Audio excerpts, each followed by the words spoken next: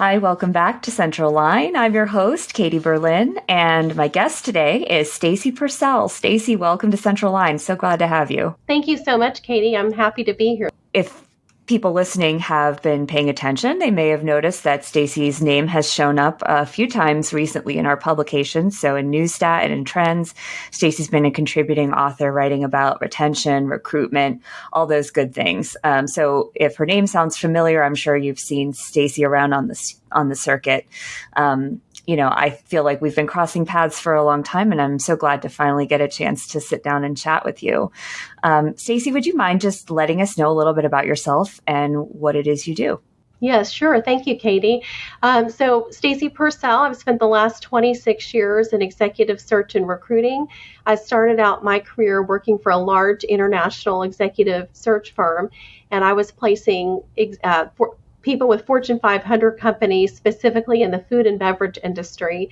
And one of my clients that was a human food company had a pet division where they sold pet food, and they needed an executive to run that division. So that's how I first got into this industry, and I loved the people and saw a need and decided I wanted to focus on this. I started in 1997. Back at that time, some of the corporations were just starting to get going, and I helped one of those companies hire over 300 veterinarians. And I quickly switched from working with food and beverage companies to deciding to specialize in the animal health industry and veterinary profession. So I'm the founder and CEO of the Vet Recruiter, and we focus on executive search and recruiting exclusively for the animal health industry and the veterinary profession. That's a long time to be in this industry, you've seen a lot of trends come and go probably during that time. And I would imagine that staying in this industry for that long, you've seen, you've sort of found a guiding light that helps keep you on track to say, okay, this is what's motivating me to get up every morning and do this work in the veterinary and animal health community. So what is that guiding light for you? What guides you? Yeah, I thought long and hard about that question because, and really it's an easy answer for me though. What gets me out of bed every morning is just the passion for helping people and solving problems. When you ask employers, and Katie, I saw you at the Western Vet Conference a few weeks ago in Las Vegas, and when I asked employers, what's your biggest challenge in your business right now, almost 100% of them said that their biggest challenge is hiring and retaining employees. So I get to solve those problems for companies. I have the opportunity to solve their biggest challenges, which are hiring and retaining people. And at the same time, I get to help employers with that. I also get to help animal health professionals and veterinarians grow their careers by helping them find opportunities to help them improve their quality of life. That's pretty big. I mean, when you think about problem solving, and I think veterinarians, vet techs, we can relate for sure that we're problem solvers too. Like, medicine is really a big puzzle, and medicine and patient care, there's so much about it, just solving problems all the time. And it's a big thing to be able to go to one of the biggest vet conferences, and basically everyone you talk to, they're like, this is my biggest problem. And you happen to be the person with the skill set and the position to be able to help solve that problem for them. That's a really big deal. Like that's a good guiding light. It's a bad problem to have for, if you're the practice owner and you're working short staffed all the time, but it's also it's got to be a really good feeling. Well, it really is. And I like to say that I'm my client's biggest secret weapon, because they'll hire a great person and then their competitors will go, how did they get that person? Where did that person come from? So I've said before, I'm kind of like the Wizard of Oz, the wizard behind the curtain. I don't, my name isn't in lights when somebody hires this great person, this company announces this hire. But my name's not ever mentioned. My work is behind the scenes. Yeah, you're sort of an unsung hero of this particular problem, at least. So you had mentioned that people answered your question that their biggest problem was not just finding people to hire, but also keeping good team members. And I think everybody listening can probably relate to that, because we've all seen too many good people leave the job, leave the profession. And it's really unfortunate and sad. That's one of the things that affected me the most, I feel like, when I was in clinical practice very recently, was seeing people that I really admired and loved working with leaving the hospital, leaving the field. So right now, a lot of the advice is about hiring and recruiting, attracting candidates, big sign-on bonuses, getting them to come and want to work for you. But that's only half the battle. So can you talk about trends that you've seen recently in the profession, and maybe compared to some older trends when it comes to retention and attrition, and how things have changed over the last few years? Sure. Well, attrition in veterinary medicine has historically been high, I think. But it has ramped up even more during the past few years. And there was an article that was posted on LinkedIn. I don't remember the author of the article or the original source, but there was an article posted on LinkedIn that said up to 1/3 of veterinary graduates think about leaving the profession within 5 years of graduation. And in 2021, the AVMA Veterinary Business and Economic Forum, there was a speaker that said 39% of veterinarians have thought about leaving during the past 5 years. And so, some of those reasons that veterinarians are leaving are burnout, financial stress, and a lack of work-life balance. But I would say, too, that the pandemic contributed to these conditions, too. So that we know that increased the demand for veterinary services. People adopted pets, a pet or multiple pets, and then that led to even more burnout and stress, and then the shortage as well. So there were retirements during the pandemic. There were veterinarians that had planned to stay and work longer, more years, but it sped up their retirement, so they decided to drop out. So we had thousands of veterinarians that dropped out of the workforce over the past few years. But it's like a vicious cycle because, one of the reasons that veterinarians leave is stress and burnout. And then that leads to more stress and burnout for the veterinarians that stay, because in some clinics there's a lack of personnel, which causes, if you're in a 4-doctor practice, or historically a 4-doctor practice, and you're the only doctor there, then you're doing more work, than you're accustomed to doing. And then that leads to more stress and burnout and attrition. Yeah, I'm not glad that it exists, but I'm glad that you said that it's been a profession where attrition is high. I don't like admitting that that's something our profession's always struggled with, but it's not a profession that's for everybody. And it's very hard, I think, for us to get an idea of what it's going to be like until we graduate. No matter how many times you work in a vet clinic as a kid, as a vet student, it's just very difficult to get that feeling of what it's really going to be like when this is your job. And I remember getting out of school, and I was a second career graduate. So I had already worked in a different field for a few years when I went to vet school. And I still, when I got out, I was one of those 1/3 where I was like, am I going to make it? Am I going to stay in this field? And that sort of 5-year mark was really a turning point for me. So it doesn't surprise me that you said that. And then adding the stress of the pandemic, having worked through that myself, it was a really big deal. And it caused a lot of people to question what's important to them. What about, and you had mentioned that during the pandemic, a lot of people got pets. So it seemed like there was a pet boom. And I know I've heard differing opinions on whether we have a true shortage of veterinarians and veterinary technicians. Do we have a shortage in your view? And why aren't the new graduates filling that gap?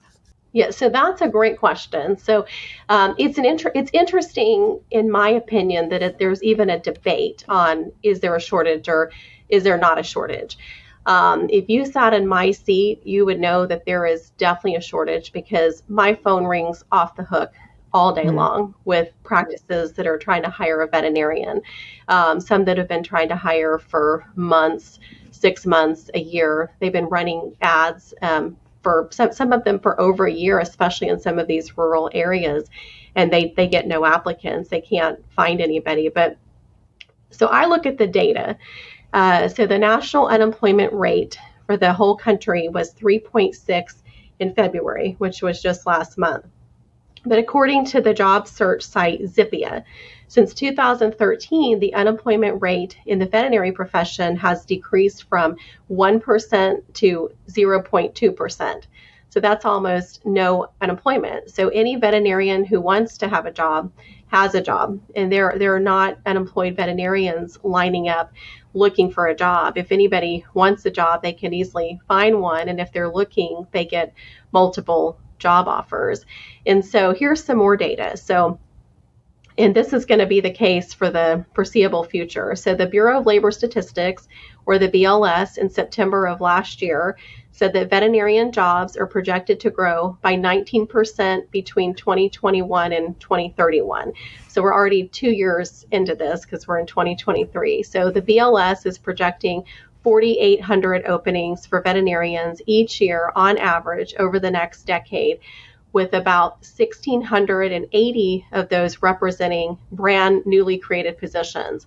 And then the rest of those job openings will be to replace people who have transferred to different occupations or exited the workforce due to retirement. One other thing too, you'd asked about the new graduates. What about veterinary graduates and new veterinarians entering the workforce? Are they going to help? So the problem there is that there are not enough new graduates to make up for the difference. So if you look at data from the American Association of Veterinary Medical Colleges, there's about 3,000 veterinary students that graduated in 2020. So if we have the same number of graduates that are entering the profession every year for the next 10 years, that would be 30,000 new veterinarians. But the problem there is there's going to be 48,000 open positions for veterinarians during that time span. So that means at the end of the decade, we'll be looking at 18,000 open positions for veterinarians and not enough veterinarians to fill them. So we're going to have 18,000 open positions and there won't be enough veterinarians. So we'll have 18,000 positions sitting open. Well, that's pretty sobering, isn't it? And when I talk to people who, for instance, work for telehealth companies, and they say they're inundated by applicants because people want to work from home. The pandemic definitely changed that landscape a lot. And it doesn't seem like it's hard to find people who want to work remotely as veterinarians or veterinary technicians for services that provide that kind of career. And so, but those jobs, there's so few of those jobs comparatively. And so I'm sure we can't say that just because there might be 50 applicants for an opening with a telehealth company, that doesn't negate the fact that we still can have thousands too few veterinarians and veterinary technicians for the open positions on the clinic floor that we have. And they may not even be the same applicants because some people who want to work from home may not be able to work in a clinic. And I know for me, like one of the things that caused me to leave the clinic was just because I wanted to try something different. I was burned out on clinical practice and I wanted to try working in the profession in a different way. And that's why I'm at AAHA now and got very lucky to have the opportunity. But for you, for everything that you've seen, what do you think is the number one reason that people leave their jobs?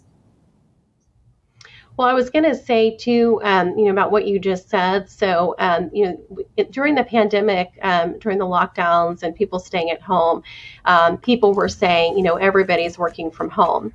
And I wish I had the statistics with me. I can't remember what they were, but I looked it up to see how many people historically work from home. And it was, I think it was like 75% of people don't work from home. And then the pandemic changed that. But think about all of the jobs where people can't work from home. I mean, not just veterinary clinics, but human hospitals, people that work in manufacturing facilities.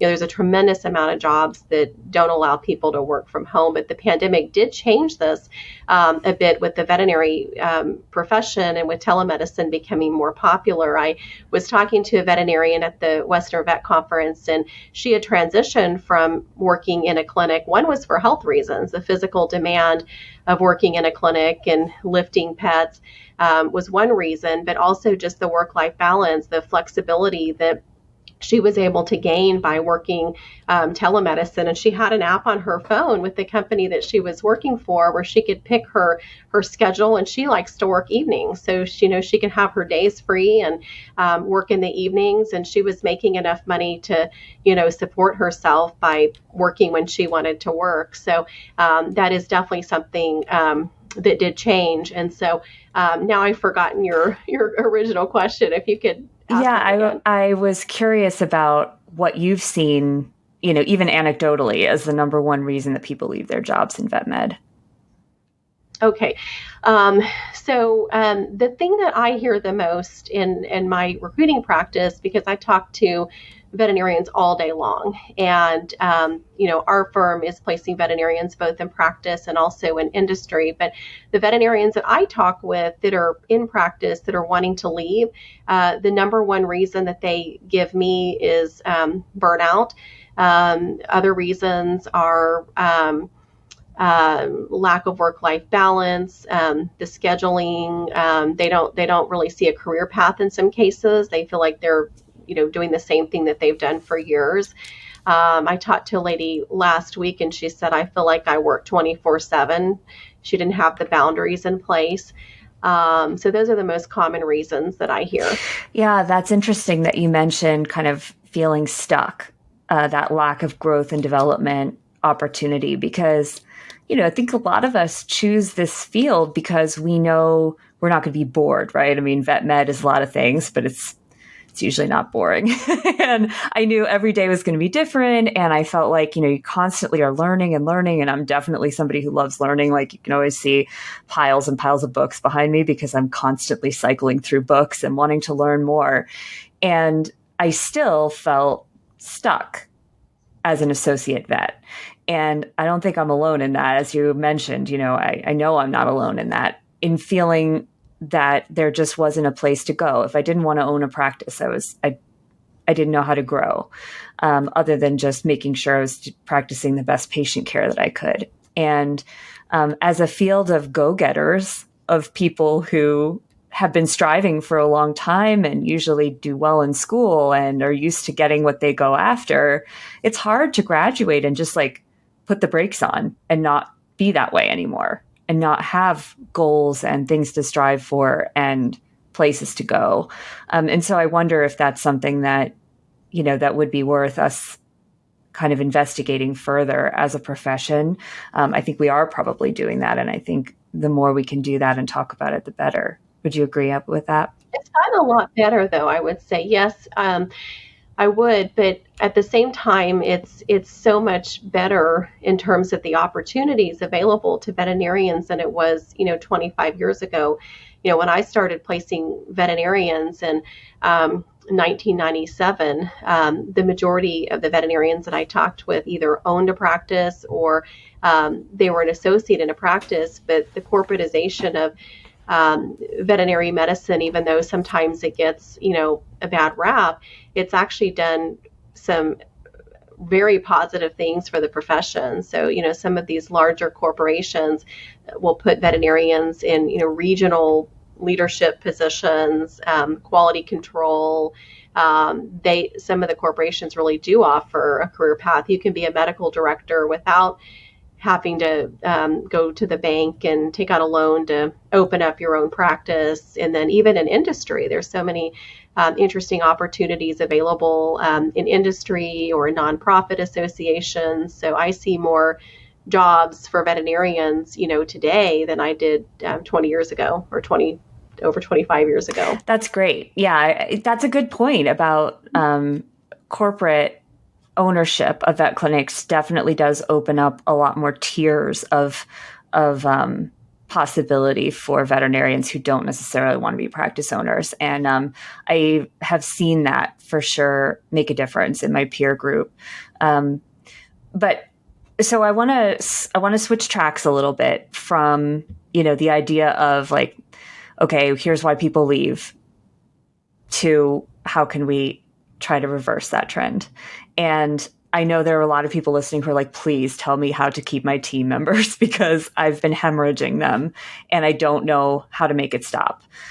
What is maybe the first step that a practice can do to try to, if they've had a bunch of people leave, seemingly for different reasons even, like what can they do first to try to figure out why and see if they can reverse the trend?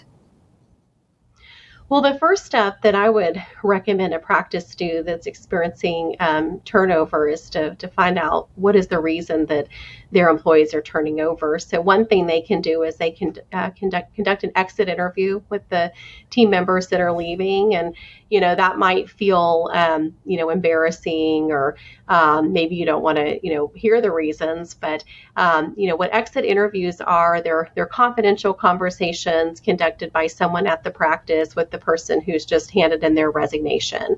And so when you're conducting an exit interview, ask open-ended questions that encourage the departing employee to provide their honest and detailed feedback about what it was like to work for the practice. So some of the questions you can ask somebody in an exit interview are, what factors influenced your decision to leave our practice? And did you feel valued and supported in your role? And were you provided with the resources and the training that you needed to do your job effectively? Do you feel you had opportunities to grow and develop yourself professionally? And was there anything about the culture or the work environment that you found was challenging or unsatisfying? So if you can get some information, then you can learn some things about your practice, and this insight can cause the practice to make some positive changes to help reduce the turnover going forward. That's great advice. I have a few follow-up questions on that. So first one is the timing of the exit interview. Like, I would imagine that it could be awkward if you have an interview with somebody who's put in their 2 weeks notice. They still have 10 days left of that 2 weeks. And they say some pretty some pretty open, honest things. I could imagine that they might be more likely to be forthcoming about those things if they then don't have to sit face to face with you, like across an exam table, for another 10 days. So do you recommend doing these exit interviews after their last day, or how does that timing work out usually? My recommendation would be to schedule it on their last day. So if they've given you a 2-week notice and, their last day is on a Friday, let them know that on their last day that you'd like to schedule an exit interview with them, and then carve out time on that day to do that. It might be awkward to take them to lunch on their last day. It depends on the relationship you have with them. If you have a great relationship with them as they're leaving, you could schedule lunch on the last day to do this one-on-one with them. Or if you don't have a great relationship, just conduct it, in the afternoon on their last day, and just try to get the information from them before they leave. Because once they've already departed, they may be less likely to conduct an exit interview. And like you said, if you do it on the day they hand in their resignation and they have to work with you for the next 2 weeks, that would be awkward too. Yeah. And so another follow-up question I have is for the employee. So say I was in that position, and I have had jobs that I've left where I did have an exit interview. And this is actually when I worked for a corporation, and they had like a third party doing these exit interviews. So it was a company that did the interviews for them, and they called me after I'd left. And I was very honest during that interview, but I also didn't know if anybody was going to hear it because it was going to a person who didn't even work directly for that company. And so it felt, I had some things to say, but I also wasn't sure how effective it was going to be. And also then I've had the opposite situation where I left a position where I worked for people I really liked. Didn't mean there weren't significant issues that contributed to me leaving, but I really liked them and I didn't want to leave on a sour note. And so I wasn't sure if I should be totally honest with them. For the employee, how do you recommend that they sort of ride that line? Like, how honest can you really be in an exit interview? And is this a situation where being more honest is actually the more kind thing to do? Yeah, so I like that employer hired an outside firm to do that because it takes the pressure off the hiring manager, the practice owner, and so that also might result in the employee being more honest because it is a third party. And because that company invested in, hiring and paying for that third party, I'm sure that that third party did provide that feedback to that employer. But as far as whether or not the employee leaving should be honest, I would recommend that they do be honest. They can be diplomatic, they can be professional. But I think that it's important to be honest. You want to be honest because, hopefully when you're leaving, you're still, you want to leave in a professional way, and you don't want to have the next, employees come in and experience whatever the negativity was that you experienced. So, think of it as you're helping the next person that's coming into this role have a better experience than you did. That's great advice. And I'm thinking about all of the opportunities that maybe we pass up, either as employees or employers, to have those conversations before somebody's handed in their resignation, knowing that somebody could be happier and we could be addressing those issues sooner. But also not every team member is going to feel comfortable speaking up. And so it can be hard, I'm sure, for employers and employees to line up on when is the right time to ask them about whether they're happy. For an employer looking at their team, what do you think the best barometer is? So if this employer kind of, conducts reviews and has meetings, and everybody seems like they're not approaching them, asking them to talk all the time, how can an employer tell if their team is happy and how engaged they are? Well, your point before about when you were leaving and the outside firm conducted the exit interview, what you can do as an employer is you can hire an outside firm to conduct regular feedback studies on your employees so that you don't have the awkwardness of doing that yourself. But what you can do is you can hire that firm or that person, and you can decide what questions are going to be asked. What information are you looking for? But conduct don't wait until somebody hands in their resignation to learn that they're unhappy. But conduct regular surveys. It could be done quarterly of everyone in your company. And you can give them a, $10 or $20 Amazon or Starbucks gift card for completing this study. And then you're going to get that regular feedback, but you're not going to have the awkwardness of having to sit down with them and bring them into your office and ask the questions. You have a neutral third party that's doing that for you. And then you're getting that feedback so that you can make changes along the way every quarter and look from quarter to quarter. The same themes that I heard the last quarter of the last year, or is there something new that's coming up that I need to be aware of? Another thing, some of the younger people, they don't want to have just an annual review once a year, but they want regular check-in times, maybe even on a monthly or quarterly basis. We have people in our recruiting firm, some of the younger people, that have specifically said, I want a monthly review. And at first I thought, well, that's a lot of work for me. But it's very valuable because once a month we can check in with everybody, let them know how they're doing. They can let us know how they're doing. And it provides tremendous value. I love that you said that employers could hire somebody to do this for them long before it's an exit interview. Because I'm not sure that's something that people think about really. We talk a lot now, which is wonderful, about creating a culture of feedback and making sure that, there's two-way feedback that's possible between management and the team. And that's wonderful. But you're right.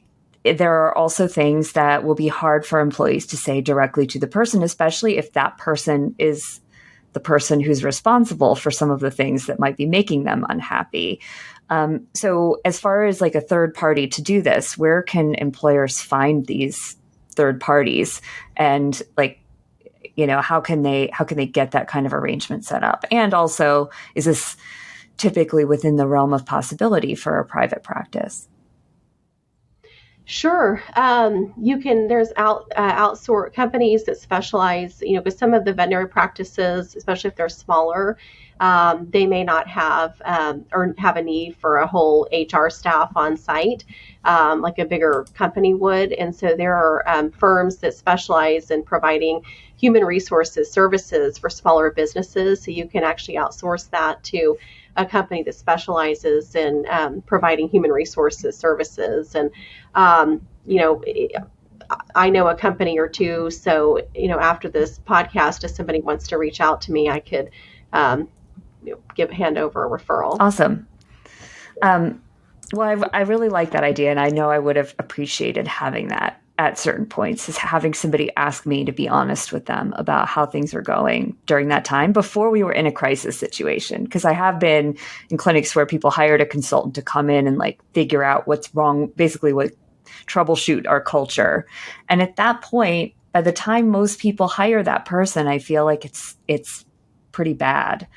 And it's kind of preventive medicine, the way you're describing it. And I really like that idea. Like, why not?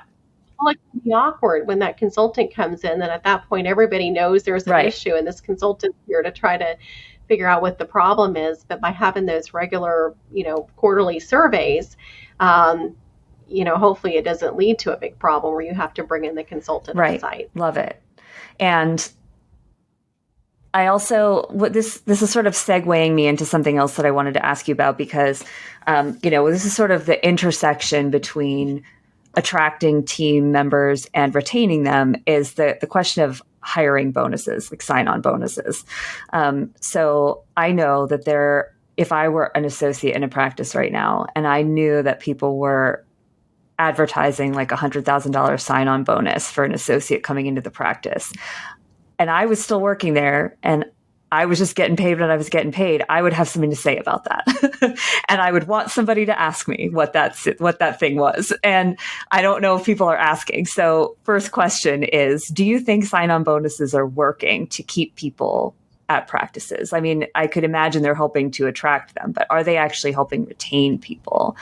And how do you negotiate that arrangement if you have loyal employees who are working hard and didn't get that bonus when they started working for you? Well, the sign-on bonus encourages somebody to leave one practice and join another practice because they're getting a sign-on bonus to do that.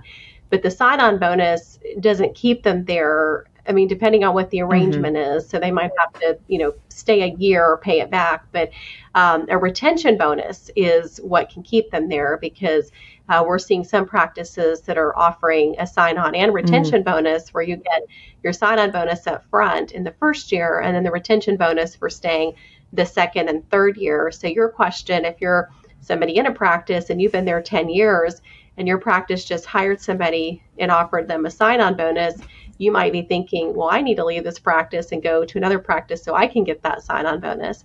So what we've seen some employers do to be able to retain the people that and really reward them for their loyalty is offer them a retention bonus. So if you're hiring new people into the practice and you're giving them a sign-on bonus, consider offering your loyal team members a retention bonus to keep them happy so that they don't leave to go somewhere else for, like you said, $100,000 sign-on bonus.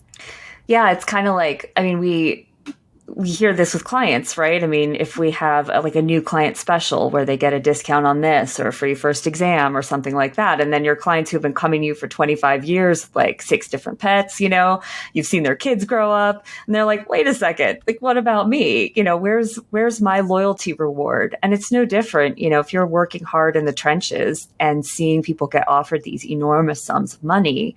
And you're right. I mean, I was thinking about sign-on bonuses having a condition, like you have to stay a certain amount of time. But yeah, a sign-on bonus that usually isn't very long, if there is one, or relocation money and stuff like that, which, most of us who were employed at vet clinics a long time ago, 10 years ago or more, didn't get.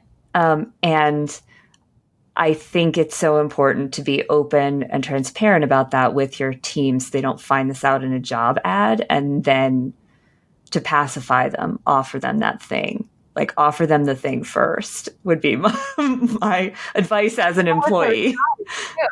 With their salary too, because I had an experience recently where a practice owner called me and he said, I've been trying to hire somebody, and he said, what do you think I would need to pay them? So I haven't seen a single salary accepted in the last 2 years that was under 100,000, because new grads are, the minimum salary they're accepting is 100,000.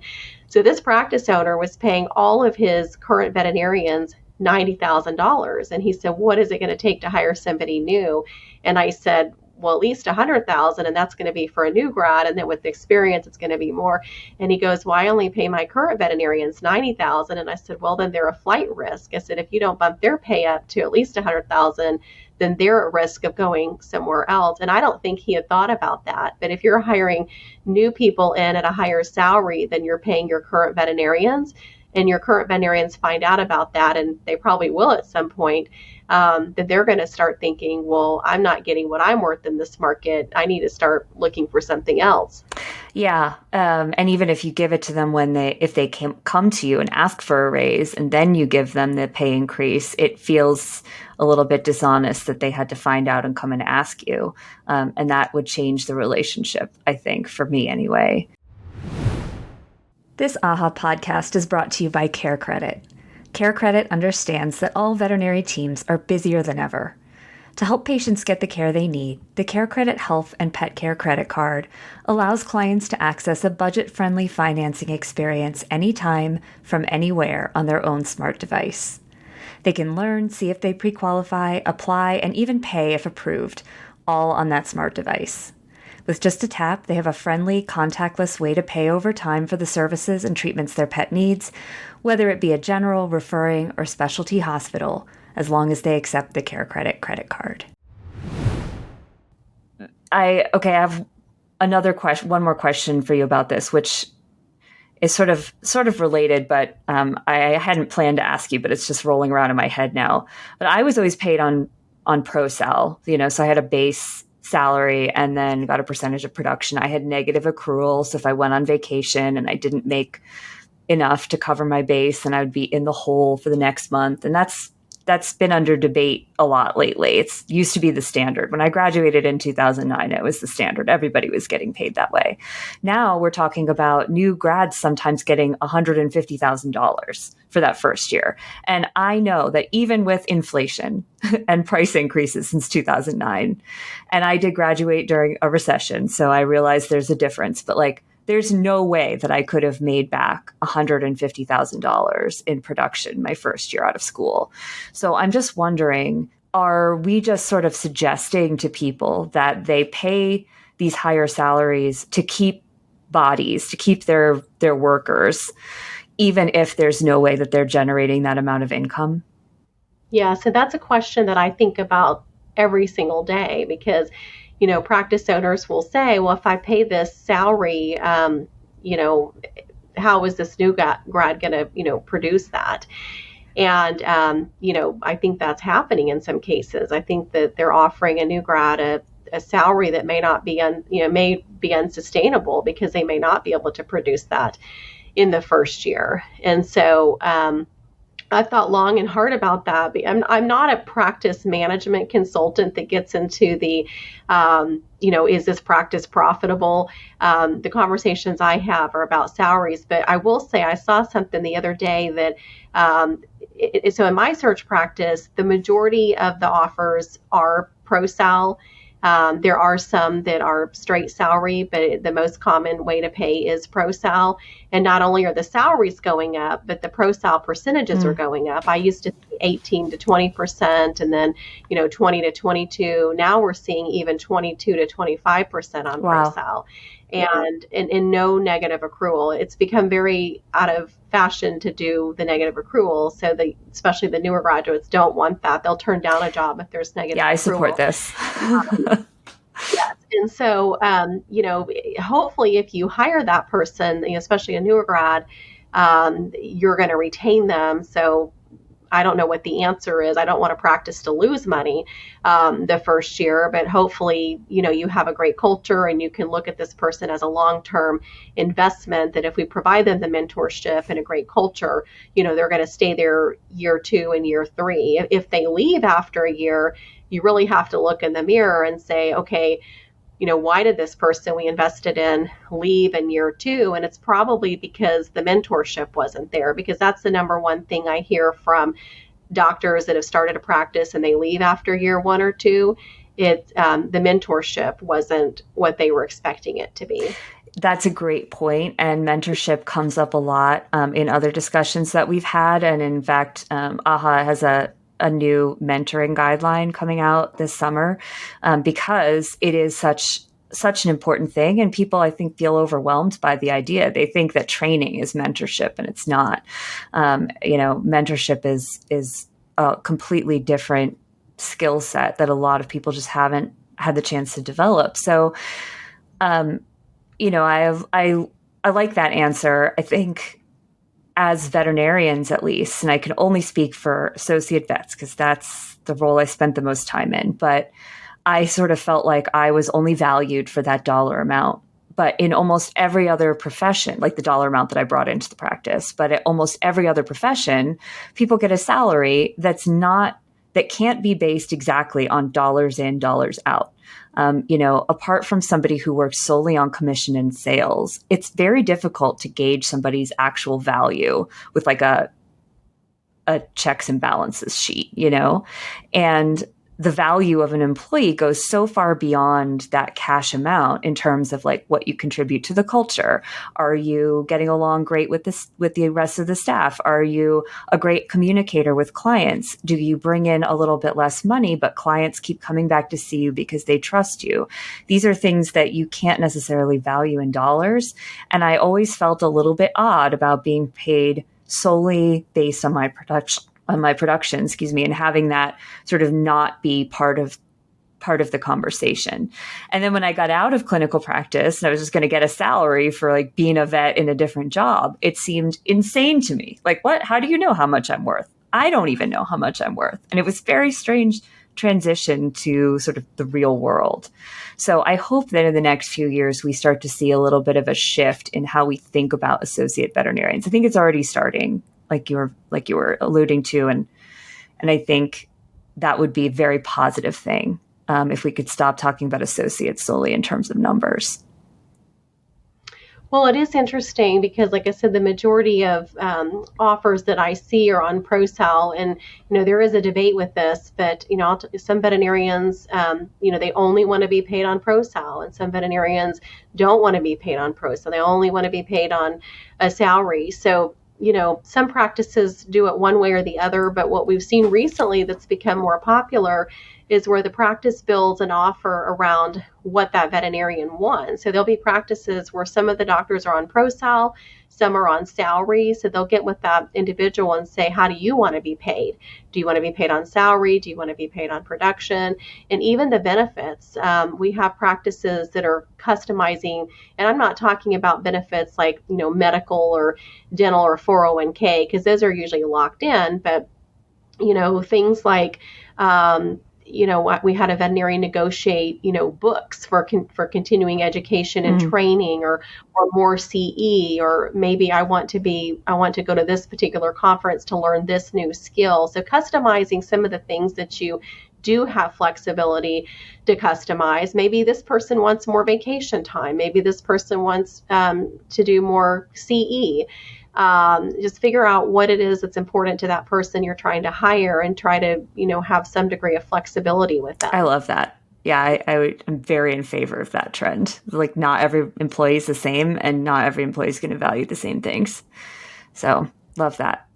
Okay, Stacy, I have one more question for you because I feel like you have so much knowledge of the industry and you've been here for a long time, seeing people come and go and seeing trends change, but I'm sure some things stay the same. And I was wondering if let's say you could stick a Post-it on the rearview mirror of every single veterinary professional in any role, of every single veterinary professional's car so that when they get in it to go to work in the morning, they'll see it?